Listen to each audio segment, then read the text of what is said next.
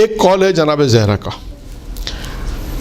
وہ قول یہ ہے جناب زہرا کے کہ جب دسترخوان پر بیٹھو تو 12 چیزوں کا دھیان رکھو، یوں کہہ لیجئے 12 چیزیں ضروری ہیں، 12 چیزیں ضروری ہیں، جن میں سے 4 واجب ہیں، 4 مستحب ہیں اور 4 ادب میں شمار ہوتی ہیں۔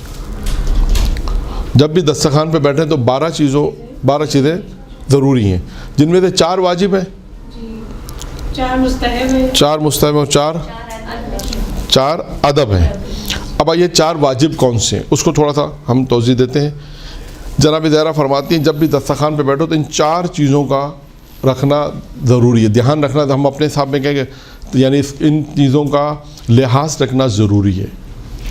ضروری بمعنی اردو ہے کہ انسان یہ واجب فقہی نہیں ہے، کوئی کا مولانا واجب فقہی واجب فقہی نہیں ہے، یہ واجب کہتے ہیں عقلی ہے، ہم کہتے ہیں واجب عقلی، یعنی واجب ہے سمجھانے کے لیے کہ اب جب آپ دسترخوان پہ بیٹھیں سب سے پہلے کیا انہوں نے کہا بسم اللہ پڑھنا واجب ہے، بسم اللہ پڑھنا ویسے مستحب ہے، لیکن یہاں پہ انہوں نے لکھا ہے کہ واجب بمعنی میں نے عرض کیا کہ بمعنی واجب فقہی نہیں ہے، ٹھیک ہے نا۔ اب پہلی چیز ہے بسم اللہ۔ اب 3 چیزیں دیکھیں کون سی ہے، ان 3 چیزوں کو بیان کرنے کے بعد پھر اس کا ایک نتیجہ بھی مجھے بیان کرنا ہے، پھر آگے باقی چیزوں پہ پھر بعد میں بیان کریں گے۔ پہلی چیز جناب تعالیٰ نے کہا بسم اللہ آپ نے پڑھا، اس کے بعد ہے جب دسترخوان بیٹھو تو خدا کی معرفت رکھو، یعنی معرفت کیا رکھنی کہ یہ رزق کس نے دیا ہے، روزی کس نے دی ہے، پروردگار۔ اب آپ سوچیں کہ ہم 3 مرتبہ تو کم از کم دسترخوان پہ بیٹھتے 3 تو کنفرم ہے، ناشتہ، دوپہر کا کھانا اور رات کا کھانا، بیچ میں اگر ریفریشمنٹ آ جائے وہ الگ مسئلہ، شام کے ٹائم پہ وہ دسترخوان الگ آ جاتا ہے، چائے کے ساتھ کچھ نہ کچھ چاہیے وہ ایک الگ ہے، یعنی 3 تو کنفرم ہے اور چوتھا بھی امکان پذیر ہے، ٹھیک ہے نا۔ تو 3 تو کنفرم ہے۔ تو اب آپ سوچئے کہ 3 دفعہ دسترخوان پہ بیٹھتے ہیں، کتنی دفعہ ہم نے سوچا کہ اس خود جو نعمت اللہ نے دی اس کی معرفت ہونی چاہیے۔ جناب زہرا کہتے ہیں جب دسترخوان بیٹھو تو پہلی چیز کیا ہے، بسم اللہ کے بعد شروع کرنے سے پہلے بسم اللہ، آپ نے کھانے سے پہلے بسم اللہ، لیکن ایک چیز کیا بتائی، معرفت پروردگار، معرفت خدا ہونی چاہیے۔ اچھا اب سوال یہاں پر یہ ہے کہ معرفت میں اگر یہ کہہ کے گزر جاؤں تو آپ اس سے کیا سمجھیں گے؟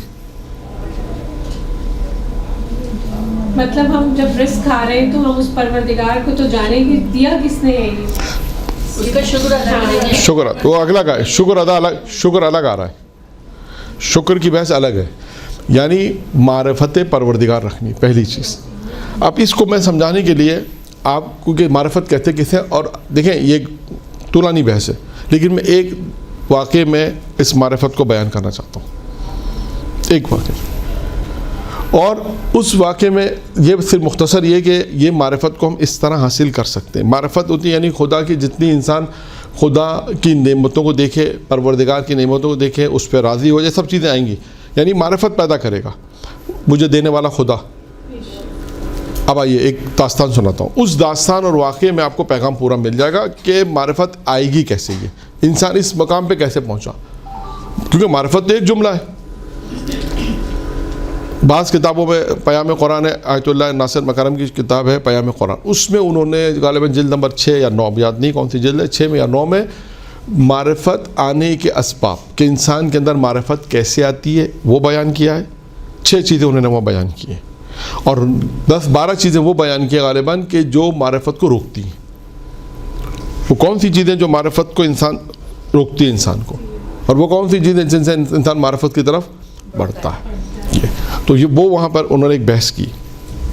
ٹھیک ہے، جناب داؤد نے پروردگار سے سوال کیا اور کہا خدا بندہ جنت میں میرا پڑوسی کون ہے؟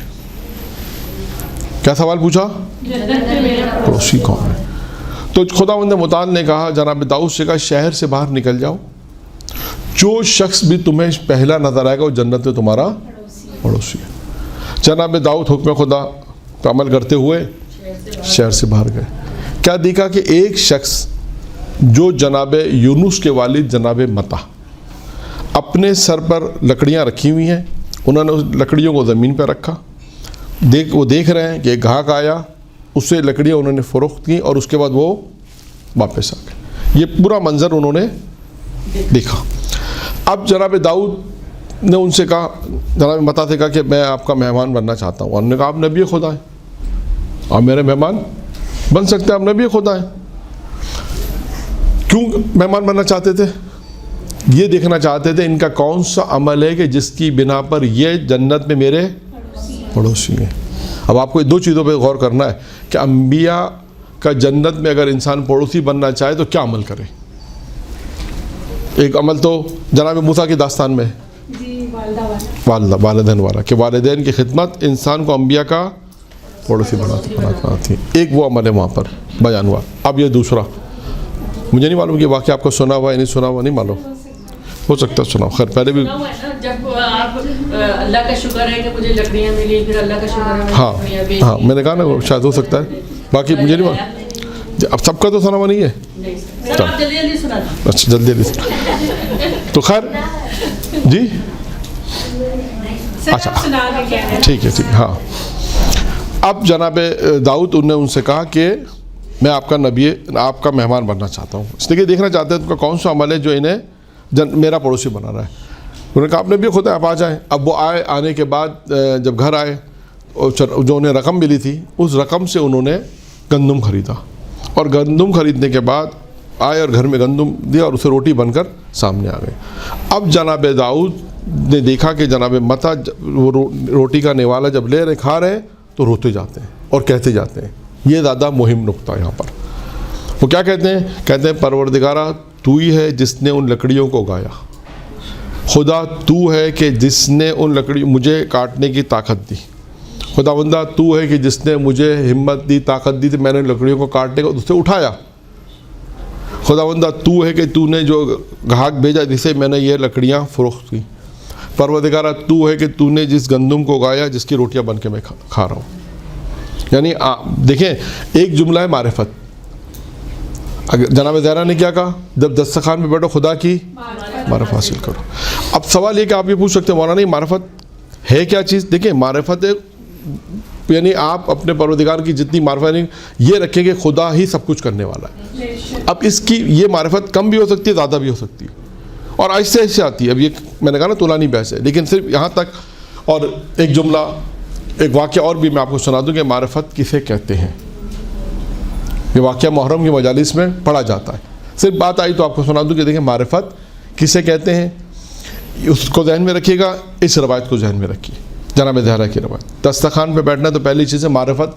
اب ہمیں اپنی زندگی میں اس طرح گزارنا ہے. کہنے کا مقصد یہ کہ جو چیز بھی اللہ نے آپ کو اور ہم کو دیا ہم کہیں پروردگار یہ تیری ہے. جس طرح خدا کی نعمتوں کا تذکرہ کرتے جائیں گے، اس کا شکر کرتے جائیں گے، اس کی معرفت حاصل کرتے ہیں، معرفت بڑھتی جائے گی.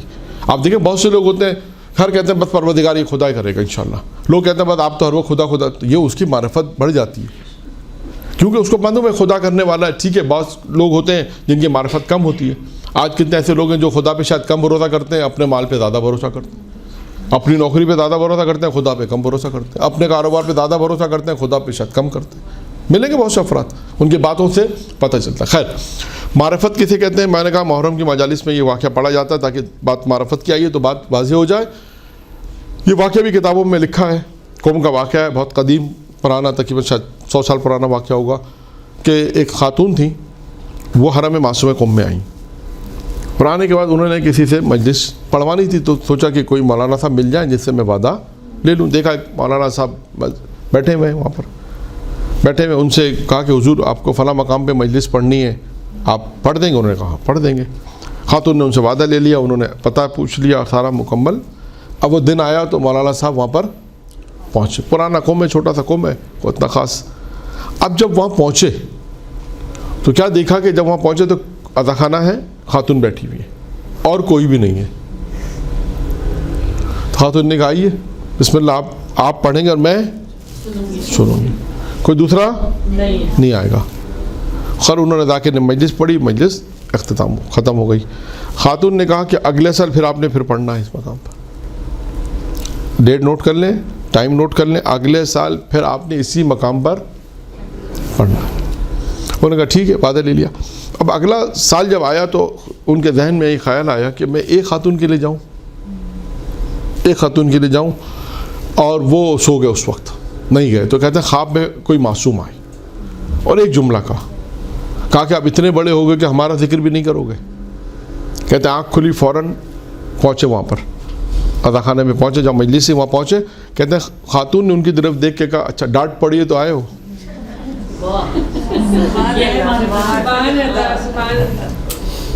یہ ہے معرفت. تو یہ اب سوال یہ ہے نا, میں آپ کو قصہ سنا دوں, آپ کے ٹھیک ہے مولانا صاحب, سوال یہاں پہ یہ ہے کہ یہ آتی کیسے؟ تو معرفت یہ ہے, معرفت منزل معرفت یہ ایسی آتی جیسے جناب متا کے واقعے میں نے آپ کو سنا جناب داؤد میں. آپ ہر وقت اپنی زندگی میں ہر چیز یہ کہ خدا تیری ہے, میرا کچھ نہیں, بس ہر چیز پروردگار تو نے دی, تو نے مجھے خلق کیا, تو نے مجھے ماں باپ دیے, تو نے مجھے ساری چیزیں دی, آج زندگی اللہ تعالیٰ شکر ہے کہ اچھی زندگی گزار رہے ہیں, ہر چیز پروردگار ہے. اسی طرح انسان معرفت کی منزل طے کرتا جائے گا. جب یہ ہر وقت خدا ہوگا اس کی زندگی میں تو معرفت خود بخود بڑھتی چلی جائے گی. یہ ہوگی بات معرفت کی. جناب زہرا نے کہا جب دسترخوان پہ بیٹھو تو کیا کرو؟ پہلا بسم اللہ, پھر اللہ کی معرفت. پھر اس کے بعد جناب زہرا نے دوسری چیز کہا کہ خدا سے راضی رہو. رضایت پروردگار پہ انسان راضی رہے کہ خدا جو تو نے دیا میں اس سے راضی ہوں. یعنی یہ خود ایک موضوع ہے, اللہ کی رضا پہ راضی رہنا خود ایک موضوع ہے. اور چوتھا کیا تھا؟ اس نعمتوں کا شکر کرنا, جو اللہ نے نعمت دے دی اس کا شکر ادا کرنا. یہ 4 واجب ہو گئے. اب آئیے اس 4 جو واجب میں نے بیان کیا معرفت میں, نے ایک داستان آپ کے سامنے سنا دی. اب آئیے 2 چیزیں جو بات, اللہ پر راضی رہنا اور اللہ کا شکر ادا کرنا. اس کا کیا فائدہ ہے؟ دیکھیے میں نے عرض کیا کہ بہت دفعہ ایسا ہوتا ہے کہ جیسے معرفت کی میں نے مثال دی, اب یہ 2 چیزوں کی میں ایک مثال آپ کو دوں تو آپ کو یہ بات دونوں واضح ہوں گی کہ دیکھیے دنیا میں اگر کوئی اللہ کی رضا پہ راضی رہے تو کیا ہوتا ہے, اللہ کا شکر ادا کرے تو اسے دنیا میں کیا ملتا ہے. یہ واقعہ لکھا ہے 6 لطیف, کتاب کا نام ہے, اردو شاید ترجمہ ہو گئی ہے, رسول محلاتی کی کتاب ہے 6 لطیف. انہوں نے اس واقعے کو لکھا ہے بہار الانوار کے حوالے سے کہ بہار میں علامہ مجلسی نے اس واقعے کو لکھا جو میں بیان کروں. لکھا کہ جناب موسیٰ کا زمانہ تھا.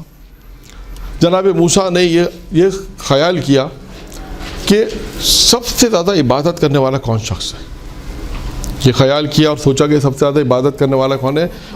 میں ہوں, خود ہی ہوں. نہیں خود ہی کہاں سے, جناب موسیٰ نے اپنی رائے میں جو عوام تھی ان میں تحقیق کی کہ جیسے ہوتا ہے بعض اوقات کہ بادشاہ جو ہوتا ہے, یہ تو خیر نبی تھے, بادشاہ بھی ہوتا ہے کبھی کبھی اپنا لباس بدل کر شہر میں نکل جاتا ہے. اور اس میں وہ واقعہ بھی آپ نے سنا جن کے بعد سے بات یاد آ گئی کہ لالچ, حرص اور لالچ کے اوپر کس کا واقعہ ہے یاد ہے آپ لوگوں کو؟ حجاج ابن یوسف والا واقعہ یاد ہے؟ ہاں, جو دودھ والا جو واقعہ تھا, ہاں وہ واقعہ, وہ بھی اسی میں, وہ بھی سنانا مقصد نہیں ہے, اس میں بھی یہی ہے کہ بادشاہ عام لباس پہن کر آیا اور دیکھنے لگا کہ لوگوں کا رجحان کیا ہے. اسی طرح ایک اور بھی واقعہ ہے, وہ بھی میں آپ کو سناتا ہوں, وہ آپ کو سنا ہوا نہیں ہوگا انشاءاللہ. وہ واقعہ یہ ہے کہ ایک بادشاہ نے جناب موسیٰ سے پہلے میں سنا دوں. دیکھیں یہ ہوتی معرفت, یہ معرفت میں بھی آئے گا, یہ ہوتی معرفت میں بھی اس کو پیش کر سکتے ہیں کہ ایک بادشاہ نے یہ فیصلہ کیا کہ میں اپنی رائے کو دیکھوں کہ کیا صورتحال ہے. اور یہ قانون یہ اعلان کیا کہ جو جھوٹ بولے گا اسے 5 دینار فائن ہے. جو جھوٹ بولے گا اسے 5 دینار فائن جرمانہ دینا پڑے گا. بادشاہ یہ کہہ کر شہر کی طرف چل پڑا اور اپنے وزیر کے ساتھ جاتا رہا اور ایک کاروبار یعنی ایک تاجر تھا, اس کے بعد جا کے بیٹھ گیا. تاجر کو بھی نہیں معلوم ہے بادشاہ, اتنا پتہ ہے کہ ایک اعلان ہوا ہے, لیکن یہ نہیں معلوم کہ بادشاہ, وہ تو خود چیک کرنا چاہ رہا تھا لوگ کتنا سچ بولتے ہیں کتنا جھوٹ بولتے ہیں. تو اس نے پوچھا, بادشاہ نے پوچھا تمہاری عمر کتنی ہے؟ اس نے کہا 20 سال. اس نے کہا اچھا 20 سال کا آدمی ایسا کیسے ہو سکتا ہے؟ کچھ کہا نہیں. اچھا بتاؤ تمہاری اولادیں کتنی ہیں؟ اس نے کہا 1. اچھا. اس نے کہا تمہارا سرمایہ کتنا ہے, کتنی پراپرٹی, کتنا مال ہے؟ اس نے کہا 70,000 دینار. کہا ٹھیک ہے. اب بادشاہ یہ 3 سوالات کے جواب لے کر آئے. کون سے 3 سوال تھے؟ تمہاری عمر کتنی ہے, تمہاری اولاد کتنی ہے, تمہارا سرمایہ کتنا ہے. اس نے عمر میں کیا کہا؟ 20 سال. درود پڑھے محمد علیہ.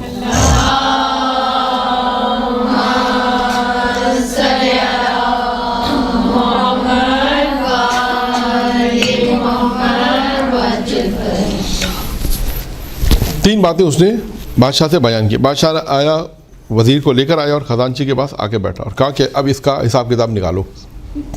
کہ اس زمانے میں ایسا ہوتا تھا, کیونکہ چھوٹے شہر ہوتے تھے, سب کا جسے کہتے ہیں سب کا بائی ڈیٹا ان کے پاس ہوتا تھا کہ کون آدمی کیا کام کر رہا ہے, کس کی مردم شماری کے اعتبار سے ہوتا ہے نا, جیسے پتہ چلتا ہے گھر میں کتنے فرد ہیں, پتہ چل جاتا ہے فوراً ریکارڈ سے. کہ اس کا ریکارڈ نکالو. اب اس کا ریکارڈ نکالا تو ریکارڈ میں دیکھا اس کی عمر تو 70 سال تھی. دیکھا 20 سال کہ ایک جھوٹ بولا. کہ دوسری اولاد اس کی تو 4 اولادیں لکھی ہیں, اس کا ایک ہے, یہ جھوٹ بولا. تیسرا سرمایہ کا یہ تو پیسے والا ہے, لاکھوں دینار ہے اس کے پاس, تو پیسے والا سرمایہ سیٹ ہے مثلا پیسے والا ہے. اس نے کہا میرے پاس 70 دینار ہے. کہا اس نے 3 جھوٹ بولے اور بادشاہ نے اس کو حاضر کیا.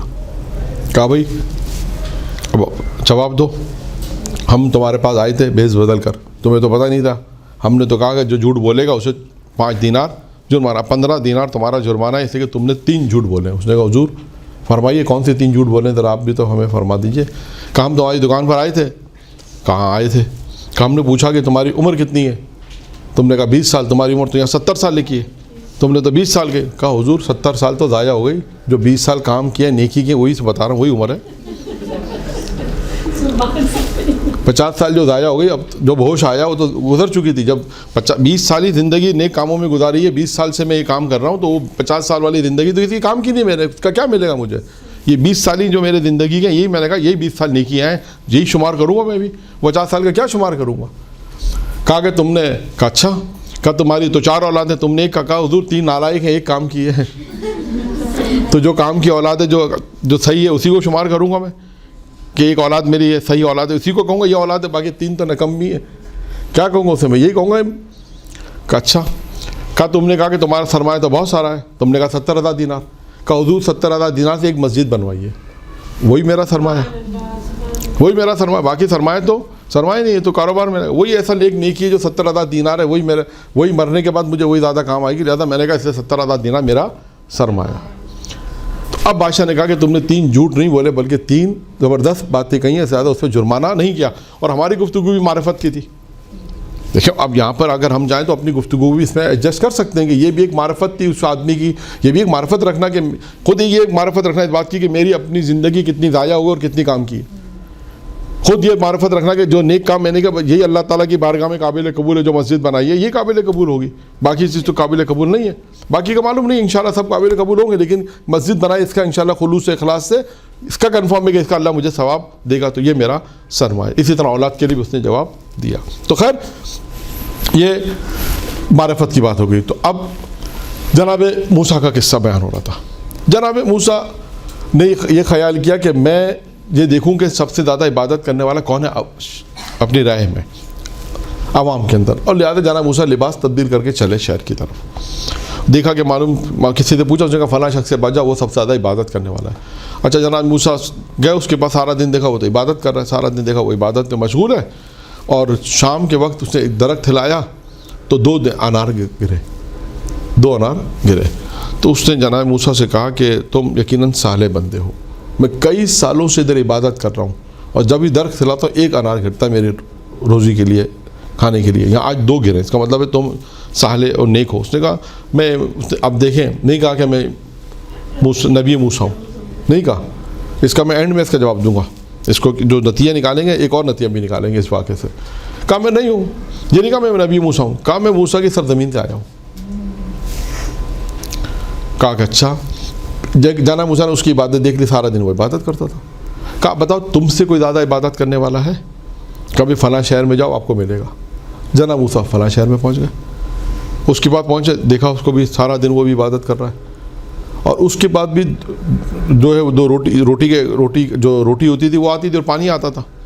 اس دن روٹی 2 آئی, جو جس نے لانی تھی 2 روٹی لے کر آیا, پانی لے کر آیا, زیادہ پانی آیا. جناب موسیٰ نے کہا کہ بھائی, اس نے بھی یہ کہا موسیٰ سے کہ تم کوئی نیک آدمی ہو, صالح ہو, تو اس نے کہا نہیں میں جناب جو وہ موسیٰ ابن عمران کی زمین سے آیا ہوں. کہا اچھا. پھر جناب موسیٰ نے اس سے پوچھا, 2 کی عبادت تو دیکھ لی, تیسرے سے پوچھا بتاؤ تم, اس سے پوچھا کہ تم میں کوئی ہے تم سے زیادہ کوئی عبادت گزار ہے. اس نے کہا فلاں شہر میں جاؤ, حداد ایک شخص کا نام لکھا, فلاں شہر میں ایک شخص ہے وہ بہت عبادت گزار ہے. اچھا اب جناب موسیٰ وہاں بھی پہنچ گئے, کیوں دیکھنا چاہتے تھے کہ عبادت گزار کون؟ جناب موسیٰ وہاں بھی گئے اور وہاں دیکھا کہ اچھا وہ دیکھا کہ وہ خاص عبادت نہیں کر رہا، صرف ذکر خدا زیادہ کر رہا ہے اور اپنے کام میں مشغول ہے. وہ کھیتی باڑی کرتا تھا، زراعت کا کام کرتا تھا، اپنے کام میں مشغول، لیکن ذکر پروردگار زیادہ. اور نماز کا وقت ہوا تو نماز پڑھی، جو نماز کا وقت ہوا نماز پڑھتا تھا، ذکر خدا کرتا، اپنا کام کرتا تھا. اور شام میں بھی یہی ہوا، جو اس نے زراعت کی، جو اس کو نفع ہوتا تھا اس وقت، جتنا کام میں برکت ہوتی تھی، جتنا کام ہوتا تھا اس کے کام میں ڈبل برکت ہوئی. جو اس کی زراعت تھی وہ زیادہ ہوئی. تو اس نے پھر جناب موسیٰ سے کہا آپ کوئی نیک آدمی ہو، کچھ صالح ہو، میں روز یہاں کام کرتا ہوں، اتنا نہیں مال مجھے نفع ہوتا جتنا آج زیادہ نفع ہوا ہے. جتنا روز زراعت کرتا ہوں ایک منافع ہوتا ہے زراعت میں، جتنا روز نکلتا ہے، جتنا روز پروفٹ ہوتا ہے آج زیادہ پروفٹ ہو. اس کا مطلب آپ کوئی نیک ہو. اس نے کہا نہیں. جناب موسیٰ نے کہا میں جو ہے وہ موسیٰ ابن عمران کی زمین سے آیا ہوں. انہوں نے یہ جواب دیا. پھر جناب موسیٰ مسکرانے لگے. تو اس نے پوچھا مسکرا کیوں رہے ہو، کیا وجہ مسکرانے کی؟ دیکھا مسکرانے کی وجہ ہے کہ عجیب تعجب ہے کہ دو شخص جو سارا دن عبادت کرتے تھے ان کو میں نے عبادت میں دیکھا. انہوں نے کہا کہ ہم سے زیادہ عبادت گزار تمہاری طرف بھیجا. کہا تم تو عبادت ہی کم کرتے ہو، صرف ذکر خدا کرتے ہو. تو اس میں تعجب مجھے مسکراہٹ ہوئی کہ اس نے تمہارے پاس کیوں بھیجا. اب سنیے اس شخص نے کیا کہا. جواب اس شخص نے کہا کہ حضور میں غلام ہوں، میں اگر یہ زراعت کا کام نہ کروں تو میں اپنے مالک کو نقصان پہنچاؤں گا. اگر میں عبادت کرنے بیٹھ جاؤں سارا دن عبادت کروں تو کیا ہوگا، میں اپنے مالک کو نقصان پہنچاؤں گا. تو کہا میں اپنے مالک کو نقصان پہنچانا نہیں چاہتا ہوں. کہا جو بھی سارا دن میں زراعت کام کرتا ہوں اس اپنے کام کے 3 حصے کرتا ہوں. دیکھیے جواب دیگا غور سنیے. 3 حصے کرتا ہوں. ایک حصہ میں صدقہ کرتا ہوں، ایک حصہ میں اپنے مالک کو دیتا ہوں، اور ایک حصہ میں اپنے بیوی بچوں کے لیے، اہل و عیال کے لیے حصہ نکالتا ہوں. اور اس وقت اس نے اسی جو اپنا حصہ تھا وہ مال بیچا اور بیچ کے جناب موسیٰ کے لیے کھانے کا انتظام کیا. تو اب جناب موسیٰ کو جب اسے 3 باتیں اس نے کہا باقی کچھ. جناب موسیٰ نے کہا میں نے دیکھا کہ تم 2 کام دیکھے، ایک ذکر پروردگار زیادہ کرتے تھے اور وقت پر نماز پڑھتے تھے. یہ 2 کام تھے، باقی تو اتنی عبادت نہیں تھی. پھر اسے جواب میں کہا اگر میں زیادہ عبادت کروں گا تو میں کام نہیں کر سکتا، تو لہٰذا میرے لیے کام کرنا زیادہ ضروری تھا، اس لیے میں کام کو ترجیح دیتا تھا. اور اس تمام ٹائم میں، تمام صورت میں ذکر خدا کرتا تھا اور نماز اول وقت میں پڑھتا تھا. اب سنیے اس نے کیا کہا. اس نے جناب موسیٰ سے کہا کہاں جانا چاہتے ہو؟ کہا میں موسیٰ ابن عمران کی سرزمین سے وہیں جانا چاہتا ہوں. کہا اچھا. کہتا ہے اس نے ایک ابر بادل کے ٹکڑے سے کہا، بادل کے ٹکڑا وہاں سے گزارا تھا. کہا بھائی کہاں جا رہے ہو، کہاں جا رہے ہو؟ کہا کہ میں فلاں زمین پہ جا رہا ہوں. کہا ٹھیک ہے جاؤ، ہمیں تو ایسا وہ ٹکڑا چاہیے جو اس کو چھوڑ دے اس کی سرزمین پر. کہتے ہیں دوسرے بادل سے بھی پوچھا، ٹکڑے سے، ابر سے، اس نے بھی یہ جواب دیا. تیسرے نے کہا کہ ہاں میں جو ہے موسیٰ ابن عمران کی سرزمین پہ جا رہا ہوں. تو اس شخص نے کہا، اس بادل کے ٹکڑے سے، اس شخص کو لے جاؤ، یعنی جناب موسیٰ کو اس کی سرزمین پہ جا کے چھوڑ دو. اب آپ دیکھیے گا جناب موسیٰ اپنے شہر میں پہنچ گئے. اب جناب موسیٰ کے ذہن میں ایک سوال تو ہے. آپ سوچیں عام آدمی کیسے بادل کے ٹکڑے سے بات کر سکتا ہے؟ لیکن جناب موسیٰ کے ذہن میں سوال آئے، پروردگارہ یہ شخص کے پاس کیا خصوصیت تھی؟ یہ دیکھیں اب اس میں اس کے پاس کیا خصوصیت تھی کہ جس کی بنا پر یہ بادل سے گفتگو کی اور اس نے کہا کہ فلاں مقام پر مجھے پہنچا دو. اب جناب موسیٰ نے خدا سے جب سوال کیا، اب دیکھیں خدا نے کیا جواب دیا. وہ خدا کا جو جواب ہے وہ ہمارے ان صفات جو جناب زہرا نے بیان کی اس سے متصل جوابات ہیں. اس لیے اس واقعے کو میں نے بیان کیا خاص. اچھا اس واقعے میں بات یہاں پہ ختم ہو گئی. اب آپ دیکھیں اس واقعے میں ایک چیز جو ایک پیغام اور بھی اس واقعے میں. کون سا پیغام ہے؟ انکساری اور تواضع کا پیغام ہے. نہیں کہا میں موسیٰ نبی ہوں، اللہ کا طرف سے پیغام نہیں، اپنے آپ کو اظہار نہیں کیا، بلکہ کہا کہ میں موسیٰ کی سرزمین سے آیا ہوں بس. یعنی اظہار اپنے آپ کو، جیسے آج ہوتا ہے نا کہ میں کون ہوں، آپ مجھے جانتے ہیں میں کون ہوں، سب سے پہلے انسان اپنا تعارف کراتا ہے. تو لہٰذا اب آپ دیکھیں کہ یہ جو چیز بیان کی جاتی ہے، اب انکساری تواضع، کبھی یہ نہیں کہ میں کون ہوں، بولا انکساری تواضع سے کوئی ایسا جملہ کہیں کہ جس سے آپ کی جواب بھی ہو جائے اور اسے تسلی بھی ہو جائے، اسے کہتے ہیں انکساری تواضع. جناب موسیٰ نے اس واقعے میں ایک پیغام، تو یہ جو سیرت موسیٰ میں اس واقعے سے ہمیں نظر آتا ہے. اب جناب موسیٰ نے جب خدا سے سوال کیا، خدا نے کیا جواب دیا؟ خدا نے جواب کیا دیا؟ خدا نے کہا موسیٰ سنو، 3 صفتیں اس شخص کے اندر ہیں. 3 صفتیں اس شخص کے اندر ہیں. پہلی یہ کہ جب ہماری طرف سے اس پہ مصیبت آتی ہے، جب بلا آتی ہے تو اس پہ صبر کرتا ہے، ایک صفت. 2 یہ ہماری رضا سے راضی رہتا ہے، ہماری قضا پر راضی. جو ہم نے اس کی قسمت میں لکھ دیا ہے یا جو اس کے ساتھ زندگی کے واقعات پیش آتے ہیں ہماری رضا پہ راضی رہتا ہے. تیسرا ہماری نعمتیں جب اسے ملتی ہیں تو شکر ادا کرتا ہے. 3 صفتیں اس شخص کے اندر ہیں. 3 صفتیں اس شخص کے اندر ہیں. کون کہہ رہا ہے؟ خدا کہہ رہا ہے. کس سے کہہ رہا ہے؟ حضرت موسیٰ علیہ السلام سے کہہ رہا ہے کہ موسیٰ اس میں 3 صفت. اب آپ نے دیکھا اس واقعے میں یہ نتیجہ ہے کہ جناب زہرا نے کہا کہ تم اللہ کی معرفت حاصل کرو, اللہ کی دی ہوئی رضا پر راضی رہو اور اللہ کی نعمتوں کو شکر ادا کرو. یہ 3 چیزیں جناب زہرا نے جو دسترخوان پہ بیٹھنے کے جو عمل بیان کیے, آپ دیکھیں 3 چیزوں کو, اور بسم اللہ, چوتھی چیز بسم اللہ, ان 4 چیزوں کو اگر ہم دیکھیں تو صرف ان 4 کے جو اثرات ہمیں نظر آئیں گے دنیا میں ان واقعات کی روشنی میں. اگر انسان دسترخوان پہ بیٹھے معرفت پروردگار حاصل کرے تو اس خاتون کا واقعہ سنائے کہ دیکھیے کیسی معرفت تھی اس کے اوپر. آئیے صبر کریں, اللہ کی نعمت کا شکر ادا کریں, تو یہ واقعہ جناب موسیٰ کا واقعہ. معرفت کے لیے میں نے آپ کو پہلا والا قصہ جناب داؤد والا قصہ سنایا, اور اس شخص کا کہ جو اتنی تو معرفت تھی کہ میرے 50 سال ضائع ہو گئے, 20 سال ہیں, اتنی تو معرفت تھی کہ 70 سال ہے, اتنی تو معرفت تھی کہ اس میں ایک بچہ میرا صحیح ہے, باقی سارے نہ لائے گئے. یہ خود معرفت ہونا. تو خیر, تو یہ 4 جو صرف جو باتیں صرف جو جناب زہرا صلی اللہ علیہ کی جو اقوال میں ہے کہ 4 چیزیں واجب ہیں, ان 4 چیزوں کے لیے یہ میں نے آپ کے سامنے مختصر طور پہ اس کو بیان کیا کہ دیکھیں معرفت کیا ہے اور معرفت سے کیا مراد ہے. انسان کوشش کرے ہر چیز پروردگار, بس ہر چیز خدا.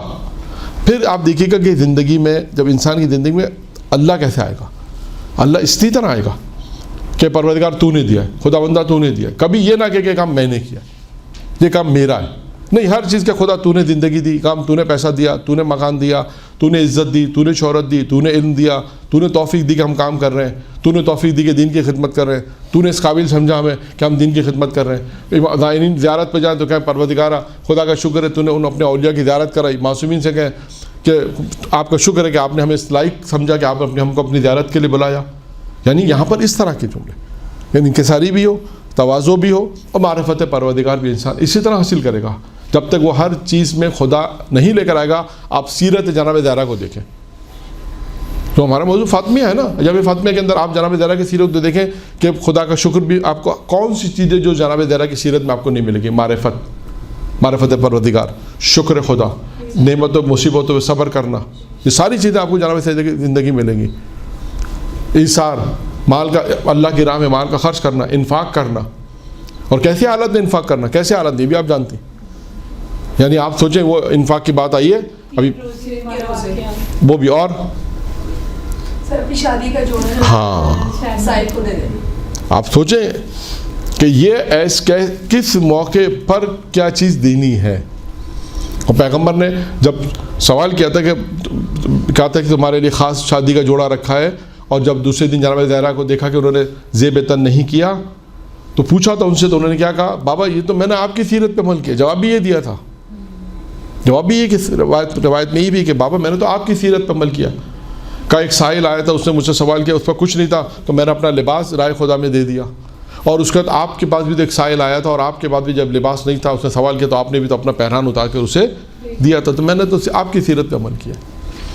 یعنی اگر آپ دیکھیں جناب زہرا کی زندگی کو تو اب پریکٹیکلی طور پہ اس کو اپنانے میں نہیں کہتا ہوں کہ آسان ہے, لیکن انسان اپنی زندگی میں کوشش کرے. اب میں ایک اور موضوع اس میں اگر چھیڑ دوں, وہی معاشرے کا موضوع ہے, لباس کا موضوع ہے. آج آپ دیکھیں ہمارے ہاں جو لباس سلایا جاتا ہے جو زندگی میں ایک ہی دفعہ پہنا جاتا ہے, شادی کا جوڑا ایک ہی دفعہ پہنا جاتا ہے شاید بعض دفعہ, اور کتنا قیمتی ہوتا ہے, کتنا قیمتی ہوتا ہے, پہنا ایک دفعہ جاتا ہے, اور کتنا قیمتی ہوتا ہے یہ آپ بہتر جانتے ہیں. کوئی کہتا ہے 1 لاکھ کا, کوئی کہتا ہے 1.5 لاکھ کا, کوئی کہتا ہے 2 لاکھ کا, کوئی کہتا ہے 3 لاکھ کا, کوئی کہتا ہے نہیں معلوم اس سے بھی اوپر شاید قیمت جاتی ہوگی. تو آپ اگر ہم لوگ جناب زہرا سلام اللہ علیہ کی سیرت پہ عمل کر رہے ہیں تو کم سے کم معاشرے کے حساب سے اپنا جو ٹھیک ہے معاشرے کے اعتبار سے انسان اتنا تو کرے کہ ہم اس طرح اپنی زندگی کو بسر کریں کہ سیدہ خوش ہو جائے. اس کو بہت آسان جملہ میں کہتا ہوں. اگر کوئی مثال کے طور پہ فرض کر لیں معاشرہ ہمارا 1 لاکھ کا کہتا ہے کہ ایک اسٹینڈرڈ آپ کا کہ بھائی 1 لاکھ کا ہونا چاہیے، مثلا فرض کر لیتے ہیں، آپ کیا کریں 30,000 کا پہنیں گے تو مولانا عزت آبرو ہماری چلی جائے گی، ہو سکتا ہے، لیکن آپ کم سے فرض کرنے میں مثال دے رہا ہوں 70,000 والا ایسا ہے کہ جو آپ کے اسٹینڈرڈ کو رکھتا ہے تو 70,000 والا انسان.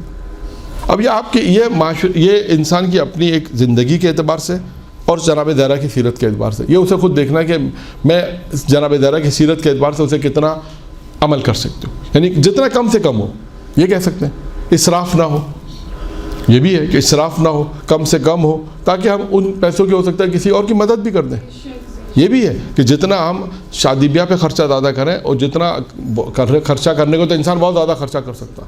آپ دیکھیں ان ایام میں جناب دائرہ کی سیرت پہ کتنے لوگوں نے گفتگو کی، درسوں میں، مجلسوں میں. اس وقت میرا خیال ہے کئی لوگوں نے گفتگو کی، اور اس میں شادی کا بھی ایک موضوع، اہم موضوع آیا ہوگا. اور اس موضوع میں بھی اگر آپ جہیز کی بات کریں تو وہ بھی ایک جہیز تھا جو کتابوں میں لکھا ہے، لیکن کتابوں میں لکھا ہے ماشاءاللہ، اور وہ پریکٹیکلی جناب زہرا نے کیا. لیکن ہم یہ نہیں کہتے، کوئی یہ نہیں کہے گا کہ آپ ٹھیک ہے اتنا کریں، نہیں، آپ ٹھیک ہے ایک معاشرہ ہے، زندگی ہے، لیکن اتنا تو کریں کہ اسراف نہ ہو، اتنا کریں کہ اعتدال میں ہو، تاکہ کم سے کم اگر فرض کریں ایک آدمی کا اسٹینڈرڈ 1 لاکھ بھی ہے، اگر وہ 70,000 کا بھی بنتا ہے تو اس میں کوئی حرج نہیں ہے. 30,000 جو ہے وہ اس نیت سے کہ بھئی غریب کی شادی ہو جائے، یہ غریب کا جوڑا بن جائے، یہ بھی تو نیت ہو سکتی ہے کہ غریب کا جوڑا 20-25-30,000 میں ظاہر سے جو جن کے جوڑے لاکھ میں نہیں بنتے، 10,000 میں بنتے ہوں گے، 15,000 میں بنتے ہوں گے، 20,000 میں بنتے ہوں گے، ان کے بھی تو بالآخر بنتے ہی ہیں. تو جناب دائرہ سلام اللہ کی سیرت یہی ہے کہ جتنا ہم پڑھیں اور اس سے زیادہ یہ دعا کریں خداوند متعال سے اور توسل جناب دائرہ سے کہ اس پہ ہمیں عمل کرنے کی توفیق عنایت فرمائے، تاکہ ہم اپنی پریکٹیکل زندگی میں دیکھیں کہ آیا ہم اس سیرت پہ جا رہے ہیں یا نہیں جا رہے. یہ صرف درس ہو رہا ہے، مولانا نے درس دے دیا، ہم نے درس سن لیا، درس لکھ لیا، اس کے بعد گھر جا کے کتاب بند رکھ دیا الماری پہ، بس ٹھیک ہے، اللہ اللہ خیر صلی اللہ. یہ یا نہیں، اس کو لکھنے کے بعد، سننے کے بعد پریکٹیکلی لائف میں اس پہ اپلائی کرنا، کتنا اس پہ اپلائی کیا جا سکتا ہے. خیر جلدی میں مکمل کروں، باقی باتیں بھی اس روایت کو مکمل کر دیں. 4 یہ واجب عمل تھے، اس کو میں نے اس لیے تھوڑا تفصیل سے بیان کیا کہ اس میں گفتگو تھوڑی وسعت تھی. معرفت تھی، اللہ کے رضا پہ راضی رہنا، اللہ کی نعمتوں کا شکر ادا کرنا. معرفت کے واقعات اس لیے بیان کیا کہ معرفت آپ کو اب شاید میرا خیال ہے کچھ پہلے سے بہتر سمجھ میں آ جائے گی کہ معرفت کسے کہتے ہیں اور معرفت کس طرح آتی ہے. بہت سے واقعات، معرفت کے بہت سے واقعات ہیں، میں نے صرف 2 واقعات بیان کیے تاکہ آپ کو معرفت جو کہ مولانا اگر مجلس میں پڑھیں معرفت، تو آپ کا ذہن فوراً کلک کرے کہ یہ معرفت کیا ہے، اور اس میں کم سے کم اس طرح آئے گی کہ ہر چیز میں آپ اللہ کو لے کر آ جائیں. اس کے بعد دنیا کے اندر اگر ہم اللہ کی نعمتوں کا شکر کرتے ہیں، اللہ کی دی ہوئی نعمت پہ راضی رہتے ہیں، اور اللہ کی طرف سے آنے والی مصیبتوں پہ اگر ہم صبر کرتے ہیں، تو اللہ اس دنیا میں ہمیں کس مقام پر پہنچا دیتا ہے. دیکھیے یہ کمال ہے، یہ اس کو آپ کمال، اگر ہم ایک موضوع رکھیں کمال کی منزل کا بھی ہم موضوع رکھیں کہ کمال کیسے حاصل ہوتا ہے، تو ہم کہہ سکتے ہیں کہ انسان دنیا میں عمل انجام دے گا تو کمال کی منزل تک پہنچے گا. اگر اسے آپ کمال سمجھتے ہیں کہ ہاں یہ بھی ایک کمال ہے کہ انسان ابر سے بادل کے ٹکڑے سے گفتگو کرے، تو جب یہ بادل کے ٹکڑے سے گفتگو کرنا ہے کمال ہے، تو پھر یہ کمال کیسے حاصل ہوتا ہے، یہ ایک سوال آئے گا. کمال کیسے حاصل ہوگا؟ اللہ کی نعمتوں کا شکر کرنا. باقی چیزیں بیان ہو گئے. آج یہ مستحبات 4 عمل مستحب ہے.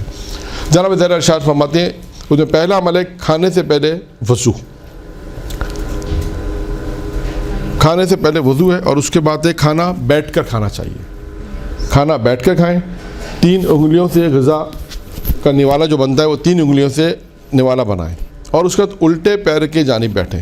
یعنی جب انسان بیٹھتا ہے تو الٹے پیر کی جانب بیٹھے. یہ 4 عمل ہیں جو مستحب ہیں. کھانے سے پہلے وضو ہے، کھانا بیٹھ کے کھائیں، 3 انگلیوں سے نوالا بنائیں، اور الٹے پیر کی جانب بیٹھیں. اب آ جاتے ہیں ادب کھانے کے متعلق جو 4 ادب جناب زہرا نے بیان کی ہیں. ایک جی چوتھا پوائنٹ ہے کہ الٹے پیر کی جانب بیٹھے. میرا خیال ہے جب الٹے پیر پہ جب بیٹھتے ہیں نا، الٹے پیر پہ زور کرتے اس طرح. ٹھیک ہے. اب اس کے بعد ہے 4 ادب جو آپ کے سامنے ہو اسے کھائیں. یہ کیسے ہوتا ہے جو آپ کے سامنے ہو سے کیا مراد ہے؟